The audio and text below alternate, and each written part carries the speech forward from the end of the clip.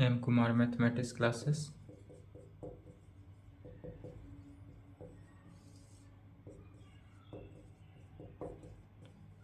BSc part 3।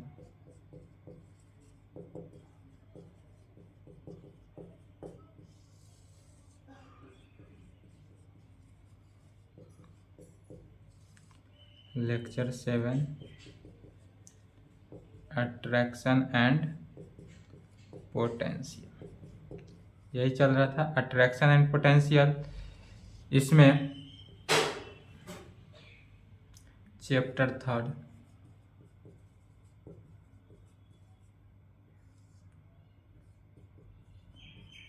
Equivalent equipotential surface. Chapter 3 का नाम क्या हो गया? इक्विपोटेंशियल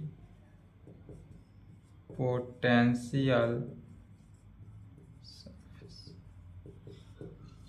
चैप्टर 3 हुआ इक्विपोटेंशियल सरफेस। तो इक्विपोटेंशियल सरफेस क्या है? थ्योरम। पहला थ्योरम ही कहता है define equipotential surface. Equipotential surface को डिफाइन करना है और यह 2022 में पूछा हुआ है, इसलिए 24 के लिए पढ़ कर जाना है। 2022 के एग्जाम में हाफ क्वेश्चन में ये पूछा था सिर्फ डिफाइन इक्विपोटेंशियल सरफेस। तो इक्विपोटेंशियल सरफेस सबसे पहले होता क्या है? तो यदि हम इसका आंसर लिखेंगे, यदि हम मान लेते हैं कर्व के टाइप का ले लिए, कर्व, यह एनी पॉइंट P है, जो P पॉइंट का कोऑर्डिनेट x y z लिए, और यह जो बना यह कैसा बना? कर्व के टाइप का बना। और यही जो कर्व टाइप का बना, लेकिन यह कर्व नहीं है, रियल में यह है। यहाँ पर क्या हुआ? इसी का नाम पड़ जाता है इक्विपोटेंशियल सरफेस। यही हुआ हमारा इक्विपोटेंशियल सरफेस में। और यह इक्विपोटेंशियल सरफेस जो हुआ अट्रैक्टिंग मेटर के, यदि इसमें हम कोई अट्रैक्टिंग मेटल ले लें, यह जो हुआ अट्रैक्टिंग मेटल, यह क्या है? अट्रैक्टिंग मेटल, या नहीं तो इसी को कहा जाता है मास।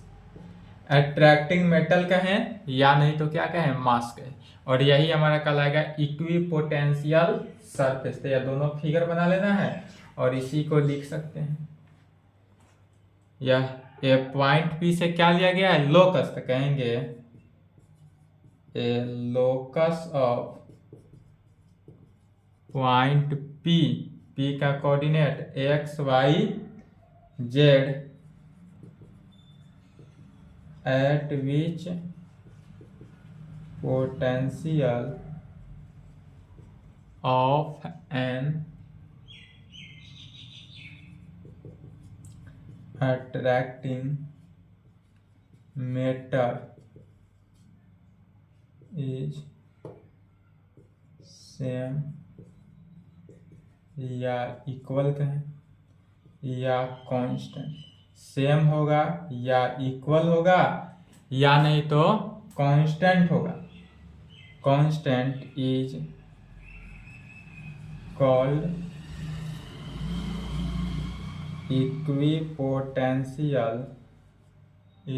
Equipotential surface.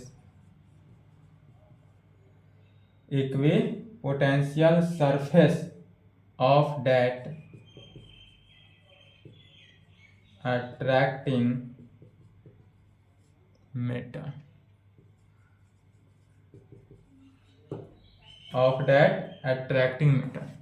क्या कहा गया? तो ए लोकस ऑफ पॉइंट P, यदि किसी लोकस का पॉइंट P लिया जिसका कोऑर्डिनेट कितना है? x y z, at which potential of an attracting metal is same या इक्वल या कांस्टेंट, इसी का नाम पड़ जाता है is called surface of the equipotential surface of that attracting metal. यह जो हुआ अट्रैक्टिंग मेटल का होगा सरफेस का। इन दिस केस, तब इस केस में कहेंगे इन this case, in this case the potential V, in this case the potential V is the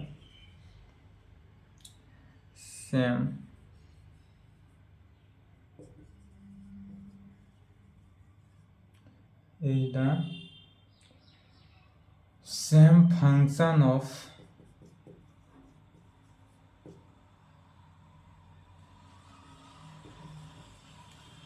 coordinate, same function of coordinate, किस कोऑर्डिनेट में, तो एक्स वाई जेड कोऑर्डिनेट में of point P का। In this case the potential भी is the same function of coordinate x Y z of point किसका, P point का होना चाहिए।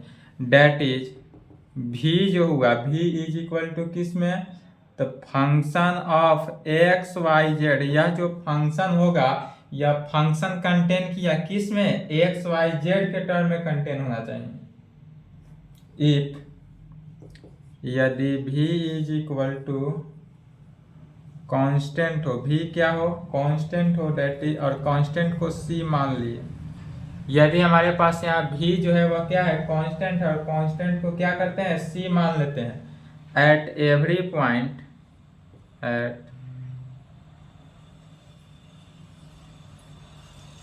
every point P on surface, then if यदि v is equal to constant हो तब surface, every point P on the surface, तब यह जो सरफेस होगा यह कैसा, तब function of f x Y Z is equal to किस में, सी में। तब हमारे पास जो फंक्शन हुआ यह फंक्शन किस में, x Y Z is equal to C में, इसको इक्वेशन 1 मान लिए। अब यह जो इक्वेशन 1 है वह लोकस ऑफ पॉइंट पी के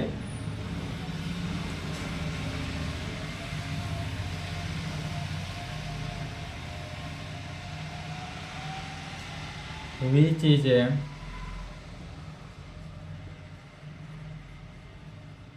locus of point P, V चीजें लोकस ऑफ किसका, point P. This equation 1 is called equation of equipotential surface and constant C is called parameter. इसका नाम क्या पड़ जाता है, parameter. For different value of C, C के डिफरेंट वैल्यू पर वी गेट, क्या पाते हैं, different equation of different equation all belongs to same equipotential surface, same equipotential surface।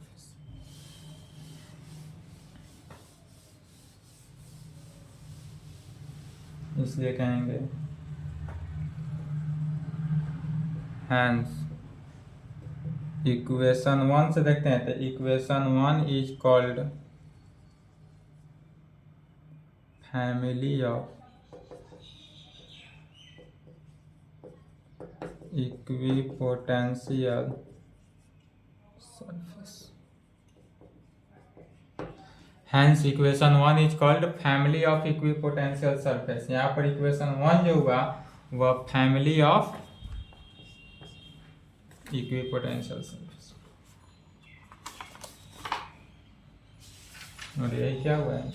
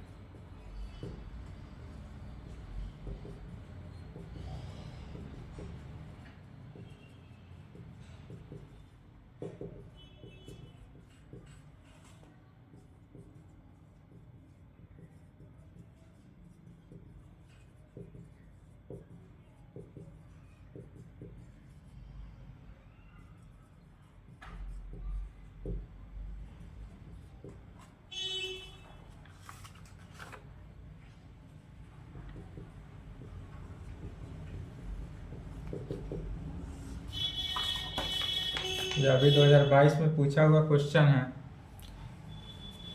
Question को समझना है और आंसर लिखते चले जाना। क्वेश्चन में जैसे कह रहा है क्या, तो थ्योरम कहता है find the condition that a family of surface given by. तो हमारे पास फैमिली ऑफ सरफेस दिया हुआ है कितना, phi x Y Z is equal to constant का है, या function x Y Z is equal to constant का है, या तो दिया हुआ ही है। तब कह रहा है to be a possible family of equipotential surface, family of equipotential surface in free space, या फ्री स्पेस में यह दिखाना है, फाइंड करना है।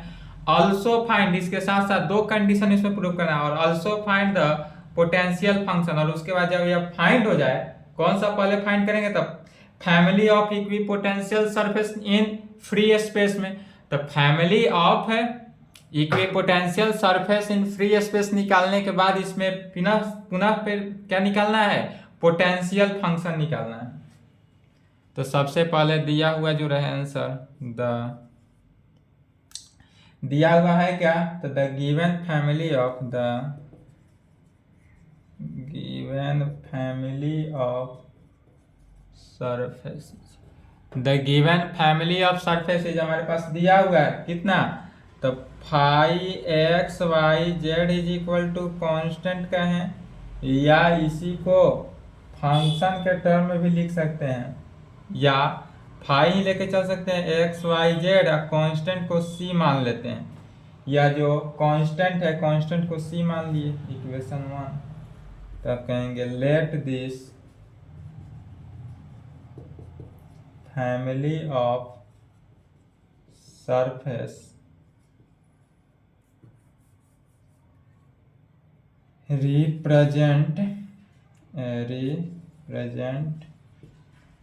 a possible family of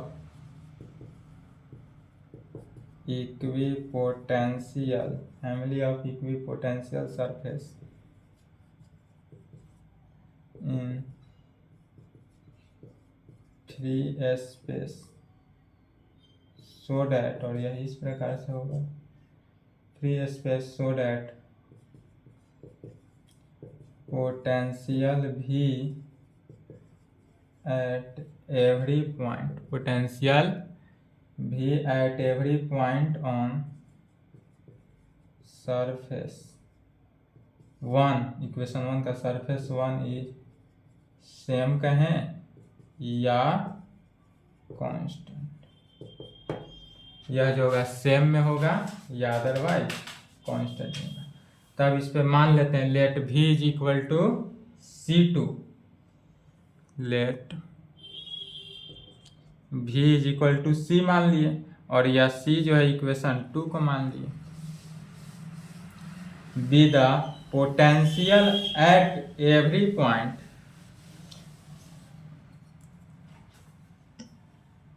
be the potential at every point on surface from कहाँ से, first and second, equation 1 और इक्वेशन 2 से लिया गया। तब कहेंगे we get v is a function, v is a function of किस में, एफ है, फंक्शन किस में है, तो यह जो function of phi x Y z में, फंक्शन किस में लिया गया, फाई एक्स वाई जेड। तब यहाँ पर मान लेते हैं let v is equal to किस में, function phi x Y z में, फाई एक्स वाई, अर्थात v इज इक्वल टू किस में, f, और यह जो function phi x Y z माना गया, इसको हम पुनः क्या मान लेते हैं, फाई, इक्वेशन 3। इसी को डिफरेंशिएट कर देना है, differentiating partially with respect to x in both sides. तब क्या हो जाएगा, del v by del x, del v by del x is equal to right side del by del x into f phi, या जो फंक्शन होगा phi में।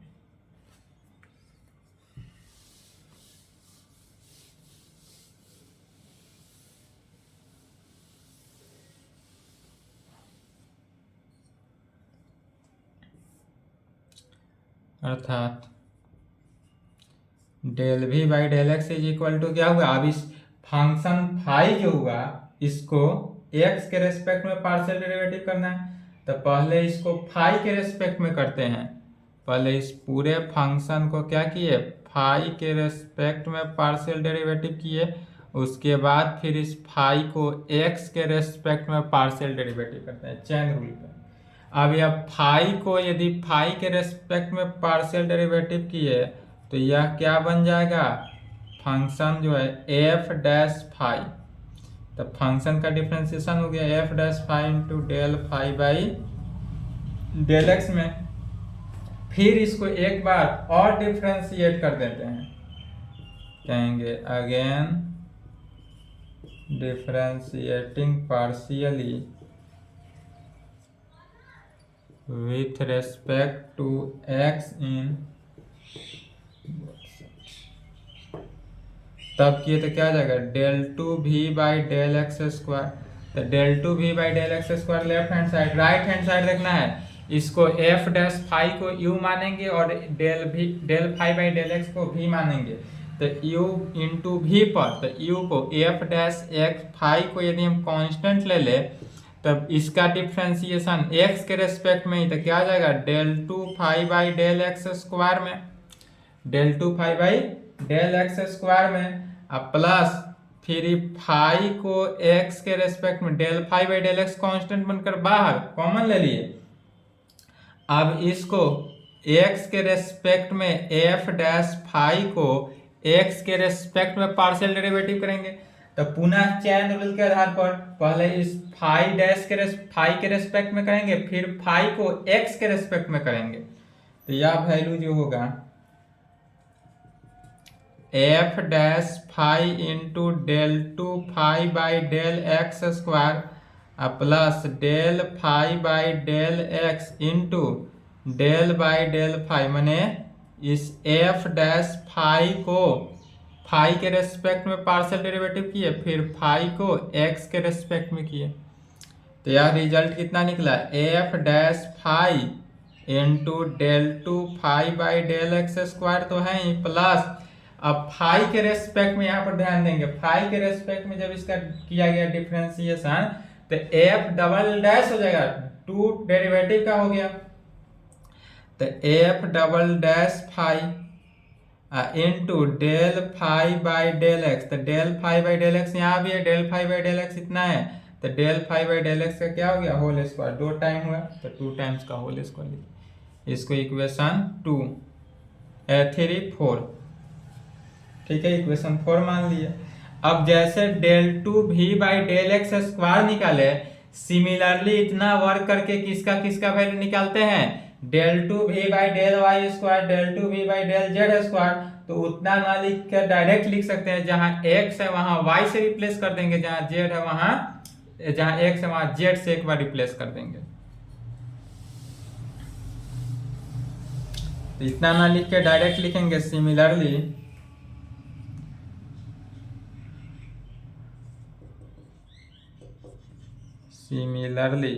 Differentiating किसको, थर्ड को, इक्वेशन थर्ड को डिफ्रेंशिएट कर रहे हैं, कैसा, partially with respect to y and z respectively, यदि हम इसको y और z के रेस्पेक्ट में पार्शियल डेरिवेटिव करते हैं, कहाँ पर, इन बोथ साइड, दोनों तरफ, इन 2 टाइम्स, और इसको कितने बार, 2 बार करते हैं, वी गेट, तब क्या रिजल्ट निकलता है, तो del two we by del Y square का वैल्यू निकलेगा and del two we by del Z square का वैल्यू निकलेगा, तो del two we by del Y square का वैल्यू क्या निकल गया, f dash phi into del two five by del Y square plus F double dash phi del five by del Y का whole square, y के respect में किए।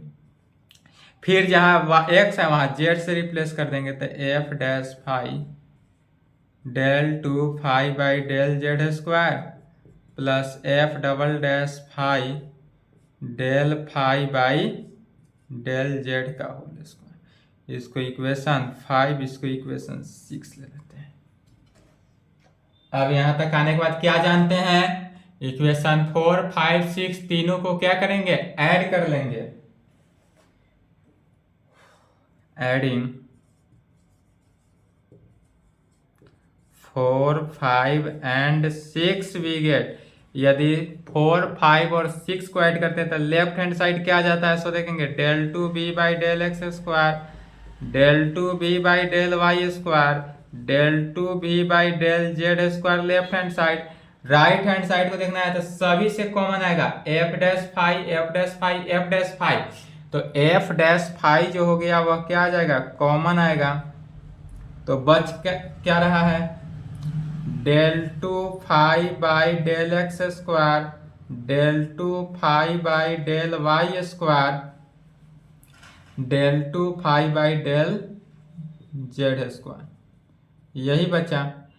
Plus फिर F double dash five दोनों से कॉमन होगा तो F double dash five को कॉमन ले लिए तो बचा क्या value, del five by del x का whole square plus del five by del Y का whole square plus del five by del Z का whole square, del five by del Z का।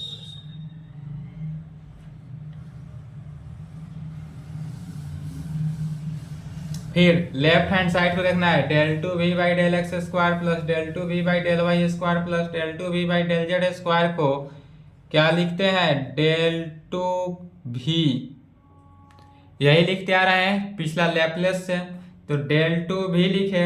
और राइट हैंड साइड को देखना है तो f dash phi into यह del two five by del x square del two five by del Y square को इस पूरे टर्म को यदि हम सिग्मा के टर्म में कन्वर्ट करें तो क्या आ जाएगा, sigma del two five by del x square, sigma del two five by del x square plus F double dash phi plus F double dash five into sigma del five by del x का whole square. क्या किए, sigma के form में convert कर दिए और इसको equation जहां तक आया उसके आगे 7 मान लेते हैं। फिर कहेंगे but we know that in free space potential भी सेटिस्फाई लैपलेस इक्वेशन को सेटिस्फाई कर रहा। Laplace equation that is, Laplace equation का मीनिंग क्या हुआ, डेल टू भी जो है वह 0 होना चाहिए। तो लैपलेस इक्वेशन के लिए डेल टू भी का वैल्यू 0, इसलिए कहेंगे we put this value in 7 we get, या तो लैपलेस इक्वेशन के वैल्यू को सेटिस्फाई किया और लैपलेस इक्वेशन होता है del two v is equal to 0।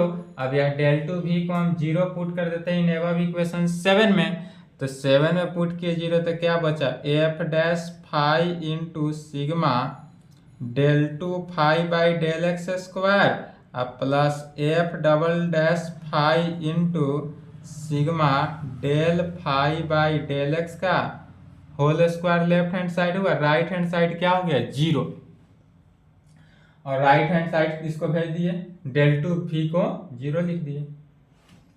इसी को सॉल्व करेंगे, एफ डबल डैश फाइव को क्या करते हैं, राइट साइड भेज देते हैं, या नहीं तो एफ डैश फाइव को ही राइट साइड भेज देते हैं। एफ डैश फाइव को यदि राइट साइड भेज दिए तो क्या होगा, सो देखेंगे, F double dash five sigma del phi by del x का whole square is equal to, left से राइट में गया तो minus F dash phi sigma del two phi by del x square में डेल एक्स। फिर इसका cross multiplication किया, that is phi by को इधर लिए, बाद बाकी टर्म को राइट साइड भेजेंगे, अर्थात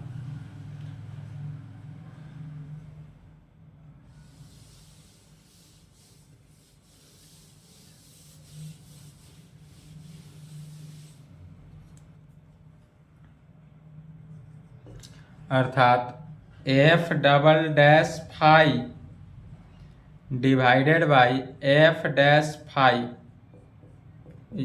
तो एफ डबल डैश फाई इसमें डिवाइड किए एफ डैश फाई से, माइनस को भी लेफ्ट में ही ले लेते हैं माइनस। अब बचा क्या राइट साइड, तो राइट साइड हो गया sigma del two phi by del x square और divided by sigma del phi by del x का होल स्क्वायर।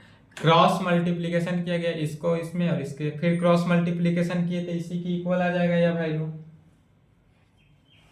और यह जो राइट हैंड साइड का वैल्यू हुआ यह किस टर्म हुआ, फंक्शन ऑफ फाई ओनली, यह जो फाई में ही हुआ, यह जो होगा सिर्फ और सिर्फ फाई में, और फाई में ही लाना था, तो राइट हैंड साइड का वैल्यू जो हुआ यह हुआ फंक्शन ऑफ फाई ओनली, यह फंक्शन ऑफ फाई ओनली हुआ। इसको इक्वेशन 8 मान लेते हैं।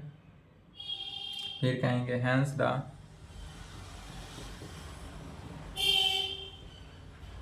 फैमिली ऑफ, हमको तो निकालना था यही, family of surface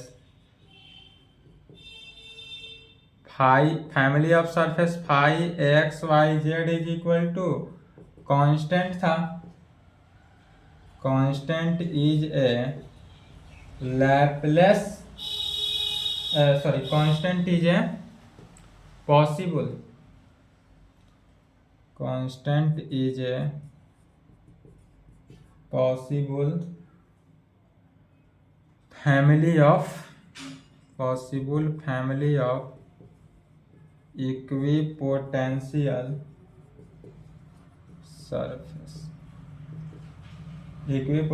surface in free space is that. क्या लिखा गया, हेंस यहाँ पर कह सकते हैं कि हमारे पास जो द फैमिली ऑफ सरफेस किसका, phi x Y Z is equal to constant में था, या पॉसिबल हुआ family of equipotential surface in free space में, तो यह जो वैल्यू हुआ इज डेट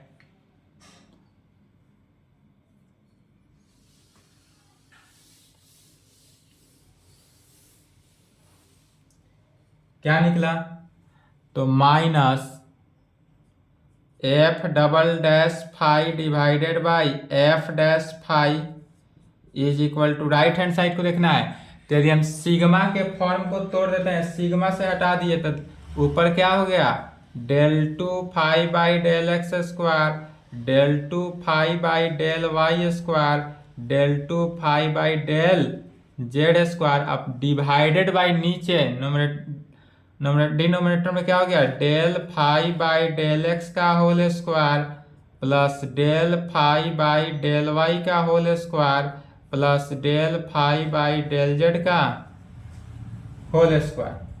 और राइट हैंड साइड जो बना यह क्या है, तो फंक्शन ऑफ फाई ओनली, यह जो है फंक्शन ऑफ किसका, फाई का है, और यही हमारा क्या हुआ required condition, which is the required. यदि इतना ही कहता, यही आंसर हुआ, family of surface equipotential surface in free space कहता तो इतना ही पर लिखते, यही आंसर हो गया। लेकिन इस क्वेश्चन में इसके साथ साथ एक और कह रहा है कि पोटेंशियल फंक्शन निकालना है, तो अब कहेंगे टू फाइंड पोटेंशियल फंक्शन। अब पोटेंशियल फंक्शन यदि निकालना हो तो पोटेंशियल फंक्शन को कैसे निकालते हैं, तो potential function in above equation 8 से देखेंगे, यदि पोटेंशियल फंक्शन निकालना हो तो भी यह family of equipotential surface in free space यहां तक निकालना है इक्वेशन 8 तक, और यह लैंग्वेज ना लिखकर यहां से चेंज कर देंगे। तो कहेंगे यदि सिर्फ पोटेंशियल भी निकालना का कह दे, एग्जाम में इस प्रकार से भी क्वेश्चन दे सकता है कि ओनली फाइंड पोटेंशियल फंक्शन, तो यहाँ तक इक्वेशन 8 तक आएंगे, यह लैंग्वेज ना लिखकर अब पोटेंशियल फंक्शन को लिख देना है। तो और यहाँ दोनों कहे तो यहाँ तो आ ही, अब कहेंगे यहाँ से from equation 8 we get, equation 8 से हम क्या प्राप्त होता है, तो minus f double dash phi divided by f dash phi is equal to right hand side sigma del two phi by del x square divided by sigma del phi by del x का whole square में divide, जो कि यह value हुआ किसका, था function of phi only. Right hand side का जो वैल्यू है वह function of phi, function of phi only, या जो हुआ फंक्शन ऑफ फाई ओनली, और फंक्शन ऑफ फाई को यदि हम लेमडा फाई मान लेते हैं से function of function of phi को क्या माने, लेमडा फाई, तब क्या प्राप्त होता है, minus f double dash phi divided by f dash phi equal to, यह जो निकला लेमडा फाई में, अब इसी को इंटीग्रेट कर देना है,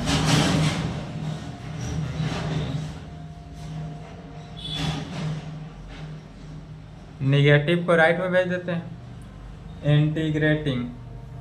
जब इसको इंटीग्रेट किए तो ध्यान देंगे नीचे वाला फंक्शन का डिफरेंशिएशन ऊपर है, नीचे 1 डेरिवेटिव का फंक्शन है तो ऊपर 2 डेरिवेटिव का फंक्शन है, डेट इज नीचे वाले फंक्शन का डिफरेंशिएशन ऊपर हो तो क्या कहते हैं, लॉग फंक्शन, तो लॉग एफ डैश फाई में, यह जो होगा हमारे पास log F dash phi, right hand side में माइनस बाहर आ गया, integration of lambda phi, lambda phi का इंटीग्रेशन किस में, D phi, plus log A को हम मान लिए ऑर्बिटरी कांस्टेंट, ऑर्बिटरी कांस्टेंट को लेफ्ट साइड बुला लिए, लॉग क्यों माना गया, क्योंकि एक फंक्शन लॉग में है तो लॉग के प्रॉपर्टी यूज करने के लिए इसको लॉग माने, minus integration of lambda phi D phi, lambda phi D phi, फिर लॉग एम माइनस एन क्या हुआ, लॉग एम बाई एन, तो log F dash phi by A में हुआ, is equal to minus lambda phi D phi, lambda phi D phi.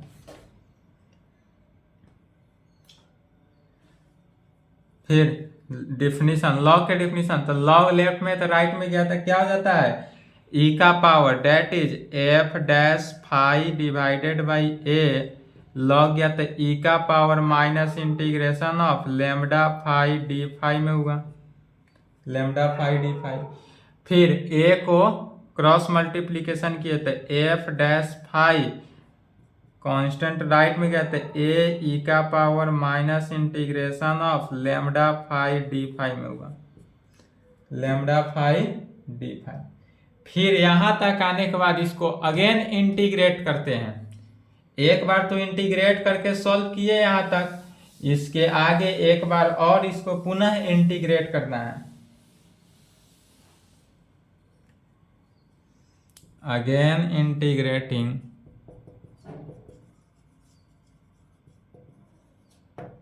तो left side क्या है, f dash है फाई, तो एफ डैश फाई को जब इंटीग्रेट किए तो एफ फाई हो जाएगा, तो यह जो फंक्शन हुआ एफ फाई में हुआ। राइट साइड को देखेंगे ए आर्बिटरी कांस्टेंट है तो ए बाहर, अब इंटीग्रेशन किसका, तो ई का power minus integration of lambda phi D phi into d phi में, अब प्लस आर्बिटरी कांस्टेंट बी जोड़ दिए, बट फ्रॉम इक्वेशन 3 अब इक्वेशन 3 से देखना है, तो यहाँ से इक्वेशन 3, इसलिए इक्वेशन 3 में लिखा गया था v इज इक्वल टू क्या था, इक्वेशन 3 में था v is equal to f phi, तो यहाँ एफ फाई है, फंक्शन एफ फाई है। इक्वेशन 3 में क्या था, v is equal to f phi, function जो है किस में, फाई में, इसलिए कहेंगे हेंस फ्रॉम एबव इक्वेशन, इसलिए एबव इक्वेशन से क्या हो गया, तो v is equal to a, यह f है जो फंक्शन था इसको v लिखा गया, तो v is equal to a तो arbitrary constant integration of e का power minus lambda phi d d phi plus arbitrary constant, और यही हमारा आंसर है, विच गिव्स रिक्वायर्ड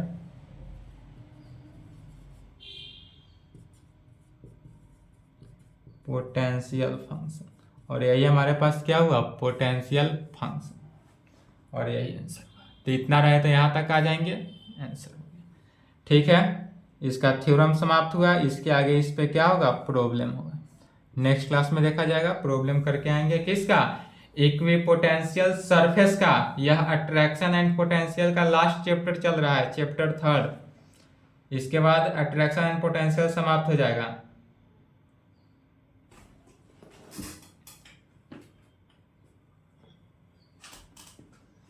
यही 2 थ्योरम कंप्लीट करके जाएंगे, दोनों इंपॉर्टेंट है।